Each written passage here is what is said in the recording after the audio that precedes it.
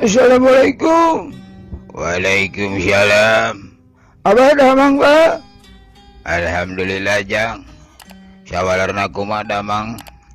Alhamdulillah abdi mah kieu we geuning da. Nah kumaha gitu make kieu bae. Mun kieu kitu abdi teh bade ieu ka apa? Peryogi. Perlu naon Jang? Abdi teh bade ngical hayam. Ical hayam. Hayam ti mana? Anu abdi we pada diical gitu. Hayam naon Jang? Ayam jago gitu gede ayam nama. Oh gitu. Ari Hayamna gede leutik. ageung atuh. Ongko tadi gede ayeuna ageung. Anai abah teh sakitu bae. Ieu janten abdi teh peryogi artos. Ya terlalu sabaraha dek dijual hayam teh. Upami kersama gitu abah 75. 75 naon Jang? 75.000 gitu. Aya abah mah moal meuli hayam da tadi ge geus abah teh meuli hayam. Nah di mana Pak? Nya aya budak ka dieu ngajual hayam, hargana teh 50.000. 50.000.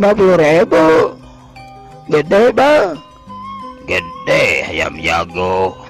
Malahanan aku abah teh langsung eta dipencit. Malahanan mah di dapur tuh digaya keneh huluna ge. Oh gitu. Oh kalau resan atau itu biasa we gitu lapar. Esok ka ditu ka dapur gara tempo di itu na tenong aya keneh huluna. Da cik teh abah teh inget ka Ujang nu resep kana hulu hayam. Nuhun Pak teh nya. Aduh bade ka dapur heula. Esok ka ditu. Atuh langsung we eta si minta teh ka dapur. Anu maksudnya eta deuk ngadahar hulu hayam teh ya. Pak, di mana sanguna Pak? Tadi dinya dina teh sok aya keneh beureunan. Tadina mah baru abah teh cik teh sanguna dengan saeutik deui keur ucing. Anai abah keur abdi banyak. Nya teu nanaon bek-bek kadinya. Dekul eta ki minta teh dahar barang diulag-ilik eta hulu hayam. Pak, Aya naon deui Jang? ya dia jika hayam nu abdi geuning kitu. Ana tong sok tutudinganan. Gara-gara Ujang dek ngajual hayam bajarkeun eta hayam nu Ujang.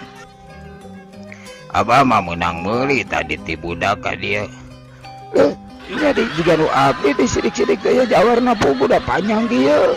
Ya sok-sok we kadinya gara dahar.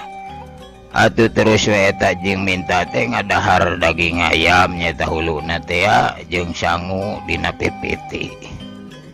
Sanggeus dahar tuluy we. Jang minta teh abus deui ka imah. Pak, Ya naon deui Jang? aya rokok. Rokok aya tadinya na pipiti kira tempo. Sok bari bawa ka dieu sekalian durang jeung abah urang ngarokok ka dieu. Ngan dua deui geuning Pak. Nya teu naon sok ka di hiji ewang jeung abah. Gancangna carita tuluy we eta minta teh nyata ngarokok. Sanggeus beres ngarokok atuh Pak, abdi rek pamitan lek nyana keur hayam teh nya. nyajung atuh ka ditu. Tuluy we eta si minta teh pamitan deui ka si abah nyata maksudna rek nyokot hayam teh arek dijual ka si abah. Barang tepi ka imahna atuh imahna teh pantona geus molongo. Ditingali dina palupuh teh bayatak teh tai hayam. Ditempo ka bibir hawu tadi maksudna hayam teh dituruban di bibir hawu. Colohok atuh si minta teh. Alah, geuningan hayam teh. Ka mana nya? Tuh, Nya tuluy eta si minta teh neangan hayam ka bibir kururang kuriling. aya bagian teh daulat ieu mah. Tuluy we atuh sanggeus kitu neangan ka itu ka dieu teu pagi. Ieu teh laporan deui ka si abah. Assalamualaikum. Waalaikumsalam. Mana Jang hayam teh? Pak. Teu aya hayam teh lampur. Lapor ka mana? nya ku abdi teh dituruban gitu di kurungan dina tidur hawu barang ku abdi di tempat tuh aya gitu Berenan ngencar nawi gitu abdi teh duh menihan kumaha cios ba bade master hayam teh nya aja hayam lagi pan geus eueuh tuh ba pilih eta we gantian aku 50.000 nyaon teu pogo ari Ujang aduh minta baru rugi we di mah asa teu pararuguh banyak ngajual hayam bari jeung hayam lagi eueuh abah kudu ngagantian duit 50.000 kumaha teh nya abdi teh duh manggiling geus janji ka saha nya ki abdi teh iya aya janda nya teh kumaha teh nya gitu janda abdi teh boga pisan nya kumaha gitu nya abdi teh gitu cik teh urang ieu ulin ngajak ulin ka janda urang mana make dae ka Ujang hanari abah sok ngahina ka abdi teh lain ngahina ngan bari jeung teu boga duit make deuk mawa ulin ka janda sagala tuh bare kawas teu ka budak ngaro wae gitu nya kitu teh naon eta oge pek teh teuing ai boga mah Ujang duit nya teh gitu abdi nyeun teh ka abah 5.000 naon ai kitu teu pupuguh teuing nya gitu paru rugi we lah baru rugi kumaha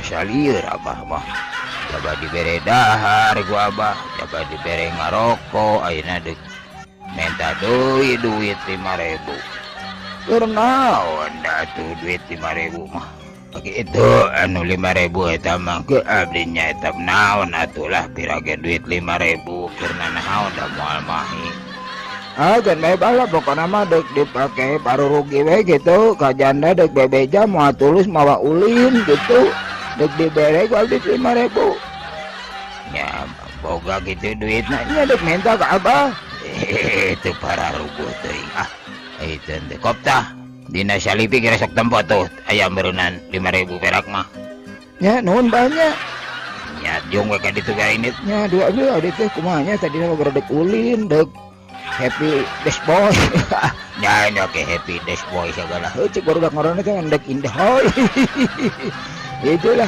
kumaha nya jong we ka ditu anu satuluyna eta jang minta teh ngaleos di imah si abah pamitan nyaeta maksudna mah rek ngabatalkeun nyaeta ka janda nyaeta moal tulus ulin sabab duitna ge teu boga cenah da teu tulus ngajual hayamna ge